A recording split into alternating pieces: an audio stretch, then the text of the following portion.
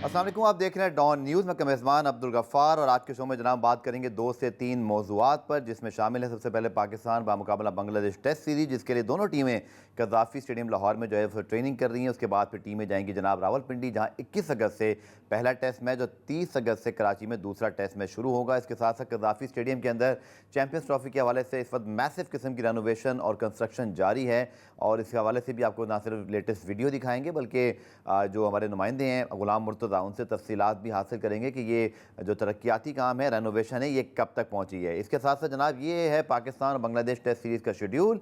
आप देख सकते हैं कि पहला टेस्ट मैच 21 अगस्त से जो है वो रावलपिंडी में शुरू होगा और सुबह 10:30 बजे। इसी तरह कराची के अंदर जो है वो 30 अगस्त से जो है वो टेस्ट सीरीज़ दूसरा टेस्ट मैच शुरू होगा और ये मैच भी 10:30 बजे शुरू होगा।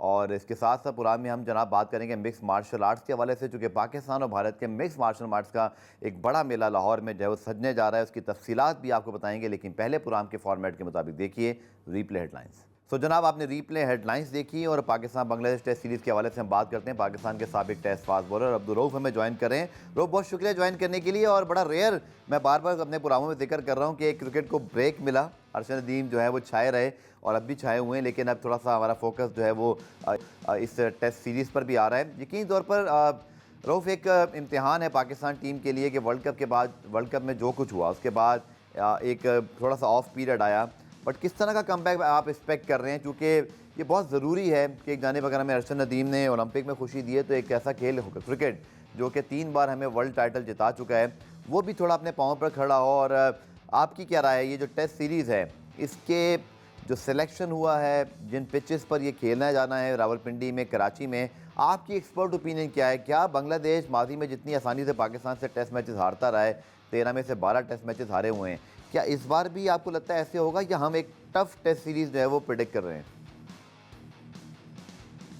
देखिए, जो पहली चीज़ तो ये है कि पिंडी की पिच पाकिस्तान क्रिकेट बोर्ड कैसे बनाया गया, क्योंकि पाकिस्तान क्रिकेट बोर्ड काफ़ी अर्से से दावा करता रहा कि वो जो पिचेस हैं उनकी बैटरमैन के लिए काम कर रहे हैं और बड़ी स्पोर्टिंग किस्म की पिचें तैयार कर रहे हैं।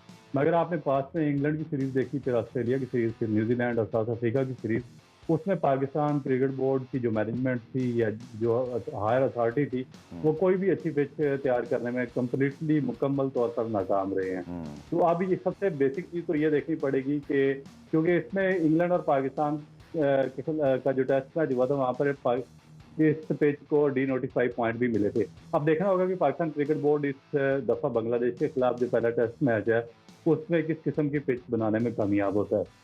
दूसरी चीज़ जो ये है कि बांग्लादेश की जो टेस्ट रैंकिंग है वो बहुत ज़्यादा स्ट्रगल कर रही है और बहुत ज़्यादा डाउन है। या नो डाउट कि पाकिस्तान भी काफ़ी अच्छे से स्ट्रगल कर रहा है टेस्ट क्रिकेट में, और जो पाकिस्तान की पास 4 या 5 होम सीरीज हुई हैं उससे स्ट्रगल किया, फिर ऑस्ट्रेलिया में पाकिस्तान वाइट वॉश हो गई, और उसके बाद जो पाकिस्तान के कैप्टन है वो भी बार बार चेंज होते रहे हैं। फिर जो करंट कैप्टन है पाकिस्तान टीम के, उनकी 16 या 17 रन की एवरेज है पिछले 3 या 4 साल से। तो सबसे ज्यादा प्रेशर पाकिस्तान के अपने कैप्टन शान मसूद पे होगा, क्या वो अपनी एवरेज टीम के खिलाफ बेहतर करने में कामयाब होते हैं और पाकिस्तान को टेस्ट सीरीज जो एक काफी अरसे से स्टक हुआ पाकिस्तान को टेस्ट सीरीज नहीं जीत रहा पाया, क्योंकि विक्ट्री दिलाने में कामयाब होते हैं या नहीं होते।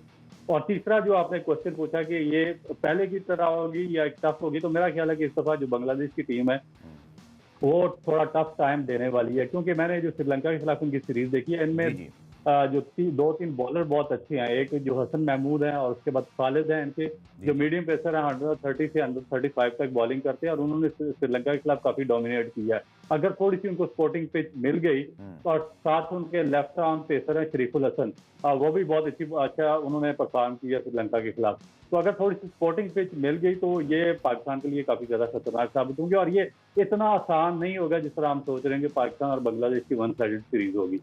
ठीक है रऊफ, बड़ा अच्छा जेस्चर है पाकिस्तान क्रिकेट बोर्ड का कि बांग्लादेश में जो हालात थे उसके बाद हमने उनको 17 तारीख की जगह 13 तारीख को मदऊ किया और फिर उन्होंने इनविटेशन को एक्सेप्ट किया और वो आकर बेशक एक दूसरे टेस्ट सेंटर पे जहाँ मैच ही नहीं होना, यानी कि कज़ाफ़ी स्टेडियम लाहौर में, वहाँ ट्रेनिंग कर रहे हैं। लेकिन शायद आपकी क्या राय है, क्योंकि आप क्रिकेटर हैं, बड़ा बहुत मैटर करता है कि आपका बिल्डअप प्रिपरेशन किसी सीरीज़ की कैसे अच्छी है।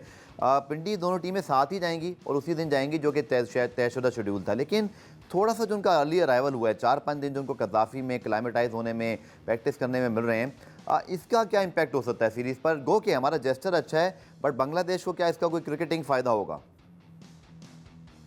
देखिए, बहुत ज़्यादा फ़ायदा होता है क्योंकि जितना ज़्यादा आप किसी भी जगह पर सेटल हो जाएँ, पहले चले जाएँ, तो उसका बहुत ज़्यादा एडवांटेज होता है और मेरा ख्याल ठीक है कि पाकिस्तान क्रिकेट बोर्ड ने बड़ा अच्छा डिसीजन किया।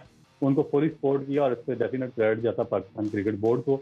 और उसके बाद जिस तरीके से कि उनको पॉलिटिकल सर्कमस्टांसेस हैं बांग्लादेश में, उसके बाद भी फिर जिस तरीके से उनको इनवाइट किया गया और जिस तरीके से उनके साथ अच्छा बर्ताव का मुज़ाहरा किया गया, मेरा ख्याल है कि ये पाकिस्तान क्रिकेट बोर्ड की जानिब से बहुत ही खुशाइंद इकदाम है और उसमें उनको बहुत ज़्यादा सपोर्ट मिलेगी क्योंकि लाहौर और पिंडी का इतना ज़्यादा कोई डिफरेंस वेदर में है नहीं। ठीक तो और है। जो पिचेस हैं उसका भी इतना ज़्यादा क्योंकि स्पिन बॉलर्स को दोनों पिचेस सपोर्ट करती हैं, तो स्पिनर्स के खिलाफ या बांग्लादेश को भी काफ़ी ज़्यादा एक्सपीरियंस है स्पिनर्स का और पाकिस्तान को भी। तो मेरा ख्याल है कि काफ़ी ज़्यादा ये चीज़ उनको हेल्प आउट करेगी। एक चीज़ मेरे माइंड में थोड़ा-सा जी जी डाउट है, वो वेदर का है क्योंकि आज आपको पता है कि जिस तरह मानसून चल रहा है जी जी और इसमें अगर बारिशें इस खित्ते में हो गई, जिस तरह अभी चल रही हैं, डेली बेसिस पर बारिशें वगैरह हो रही हैं, तो उसमें कई टेस्ट मैच खराब ना हो जाए। अदरवाइज़ तो मेरा ख्याल है कि एक अच्छी टेस्ट सीरीज़ होने जा रही है। बिल्कुल वैलिड पॉइंट है रऊफ आपका, चूँकि क्रिकेट बोर्ड से मैंने मालूम किया था, जो कि कराची में तमाशाइयों के बगैर होगा, लेकिन चूँकि चैंपियंस ट्रॉफी जो है वो तरजीहात में शामिल है। गो कि इसके अलावा प्लान भी शायद वक्त पर तैयार हो सकता था, लेकिन बारिश की वजह से ही मुल्तान में भी जो है शिफ्ट नहीं किया गया, क्योंकि कराची में वेदर अब जो कि आई थिंक 2-3 दिन बारिश की पेशगोई के बाद बिल्कुल क्लियर है 30 अगस्त के बाद। तो आपका पॉइंट बिल्कुल ठीक है। लेकिन रऊफ, आपने पिंडी में बहुत क्रिकेट खेली, कज़ाफ़ी में भी खेली। पाकिस्तान का प्लान बड़ा सिंपल दिखाई दे रहा है कि हमने सिर्फ अबरार को शामिल किया है और सलमान अली आगा, जो कि एक अच्छे डिसेंट पार्ट टाइमर तो हो सकते हैं, लेकिन स्पेशलिस्ट तो बहरहाल नहीं है। क्लियरली नज़र आ रहा है कि शाहीन, नसीम, खुर्रम शहजाद, मीर हमज़ा, इन सब की मौजूदगी में आप पिंडी में कुछ अच्छी विकेट बनाना चाह रहे हैं। लेकिन आपसे मैं सवाल करूँगा, आपने पिंडी में बहुत क्रिकेट खेली है, कैपेसिटी कितनी है? क्या वाकई एक ऐसा पैराडाइज वहाँ पर जो है वो बन सकता है, बॉलिंग पैराडाइज, जहाँ पे हमारे फास्ट बॉलर डोमिनेट करें? इससे जुड़ा सवाल ये भी है रऊफ़ कि फिर हमने इंग्लैंड को होस्ट करना है। मेरा नहीं ख्याल कि इंग्लैंड के खिलाफ हमारी ये हिकमत अमली होगी कि हम अपने फास्ट बॉलर्स की वजह से फास्ट विकटें बनाएं, क्योंकि इंग्लैंड के पास भी ये स्ट्रेंथ है। तो आप कैसे देख रहे हैं? अभी की सीरीज़ जीतना भी ज़रूरी है, लेकिन क्या फ्यूचर को भी याद रखना था?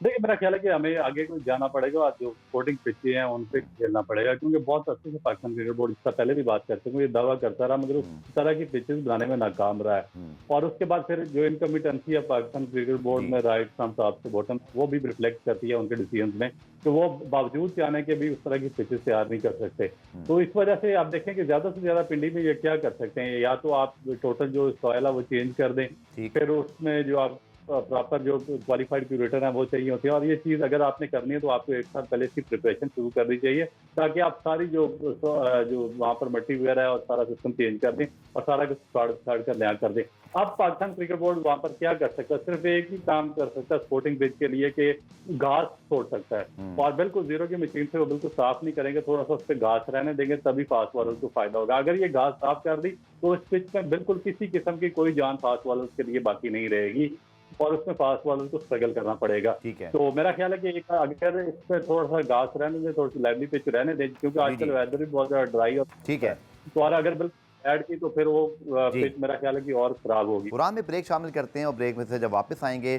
तो पाकिस्तान बांग्लादेश टेस्ट सीरीज़ के हवाले से मज़ीद बात करेंगे।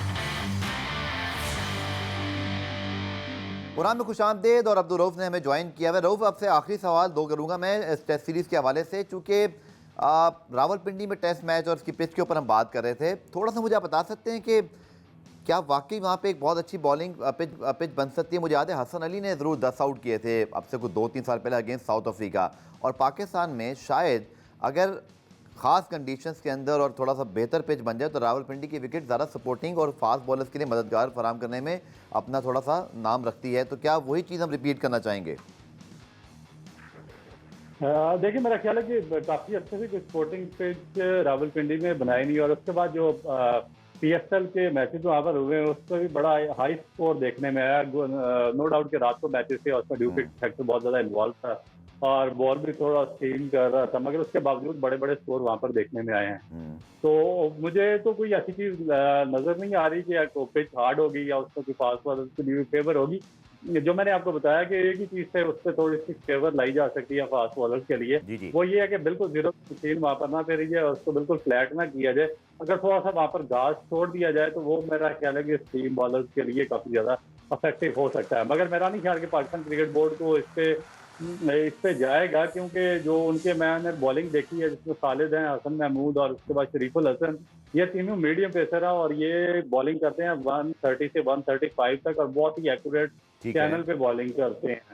तो अगर इनको थोड़ा सा घास वाली पिच आपने दे दी तो ये पाकिस्तान के बैट्समैनों के लिए काफी ज्यादा हर्डल ये क्रिएट करने में कामयाब ठीक। हो जाएंगे। और दूसरा ये है कि पाकिस्तान की जो फास्ट बॉलिंग है वो स्ट्रगल कर रही है, क्योंकि आप काफी अरसे से कोई पाकिस्तान एक तो टेस्ट मैच जीता नहीं है और दूसरा ये है कि कोई ऐसा बॉलर है नहीं है कि जो फुल फिटनेस के साथ खेल रहा हो और एक स्टडी फास्ट बॉलर हो टेस्ट क्रिकेट में। तो सारे इंजरी प्रोन है। इसके बाद हमारे जो बॉलर्स के मोस्टली जो एक्शन है वो भी कंप्लीट नहीं है। उसके बाद थोड़ी सी लेकिन रऊफ कहते हैं क्रामी, चूंकि मुझे फिर ब्रेक पे जाना है, इस पार्ट को हम कंक्लूड करेंगे, लेकिन ये ज़रूर हुआ है कि अरशद नदीम, सॉरी अब ये देखें अरशद नदीम वाले अल्फाजों पर आ गए, लेकिन ये शाहीन शाह अफरीदी, इसी तरह नसीम शाह, इसी तरह खुर्रम शहजाद जिन्होंने ऑस्ट्रेलिया में अच्छी परफॉर्मेंस दी, आमिर जमाल। सो पहली मरतबा यकजा ज़रूर हो रहे हैं। नसीम थोड़ा सा अनफिट थे जब ऑस्ट्रेलिया में पाकिस्तान टीम गई थी।